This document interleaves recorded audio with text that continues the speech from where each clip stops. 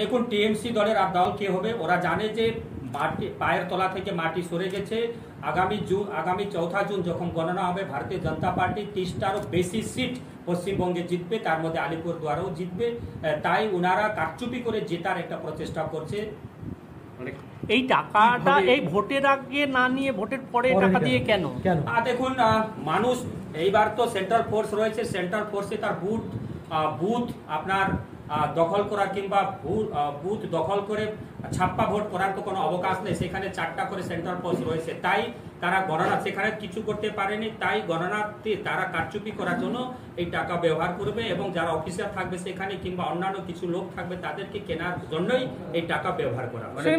আপনাদের লোক তো থাকবে, নিশ্চয়ই আমাদের লোক থাকবে, কিন্তু আমরা বিগত পঞ্চায়েত নির্বাচনে দেখেছি এবং অন্য সময়ও দেখেছি যে তারা প্রশাসনকে কাজে লাগিয়ে ধরনের কাজ করার চেষ্টা করবে। তাই আমরা পুরোপুরি রাজনৈতিকভাবে তৈরি আছি যাতে এই কাজটা না হয়, তাও সতর্ক থাকা দরকার, এবং আপনাদের মাধ্যমে জনগণকেই বলার দরকার যে আপনারা যেটা ভোট দিয়েছেন, যাদের পক্ষে ভোট দিয়েছেন, যেরকম পঞ্চায়েতে যারা যে প্রার্থীকে ভোট দিয়েছিলেন সে প্রার্থী কিন্তু জিততে পারেনি, অন্য প্রার্থীকে তারা জিতিয়েছে প্রশাসন। অর্থাৎ মানুষ যাকে চেয়েছিল, মানুষ যাকে ভোট দিয়েছিল, সে প্রার্থী কিন্তু পঞ্চায়েত সমিতিতে জিততে পারেনি। অন্য প্রার্থীকে যাদের বিরুদ্ধে মানুষ ভোট দেয় তাদেরকে বর্তমান শাসক দল প্রশাসনকে কাজে লাগিয়ে জিতিয়েছে। এই টাকাটা কাকে দেবে? আপনারা কি আশঙ্কা করছেন? কাকে দেবে এই টাকা? এটা প্রলোভন দেখিয়ে জেতার একটা প্রচেষ্টা চলবে এইখানে। না, এই টাকাটা বিলি হবে কোথায়? কাকে দিবে এই টাকা? দেখুন, এইখানে যারা কাউন্টিং এ থাকবে, যারা অফিসাররা থাকবে, পুলিশরা থাকবে কিংবা অন্যান্য যারা থাকবে, তাদেরকে একটা কেনাকাটা কেনার একটা প্রচেষ্টা চলবে। আপনাদের দলের কাউকে কেনার চেষ্টা করবে কি?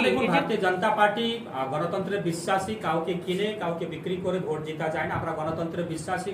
এটা গণতন্ত্রকে হত্যা করার জন্য, গণতন্ত্রের পক্ষে যারা ভোট করেছে তাদের ভোটটাকে নষ্ট করার জন্য এই চক্রান্ত চালানোর জন্য চেষ্টা করছে। না, গোটা প্রক্রিয়াটা তো নির্বাচন কমিশনের তত্ত্বাবধানে হচ্ছে, সেক্ষেত্রে কি নির্বাচন কমিশনও কি সেক্ষেত্রে কি আপনি? দেখুন, আমরা আশঙ্কা করছি যে এই ধরনের ঘটনা ঘটতে পারে, তাই আপনাদেরকে ডেকে যাতে আমরা সব দিক দিয়ে প্রস্তুত আছি সেটা আপনাদেরকে। দেখুন,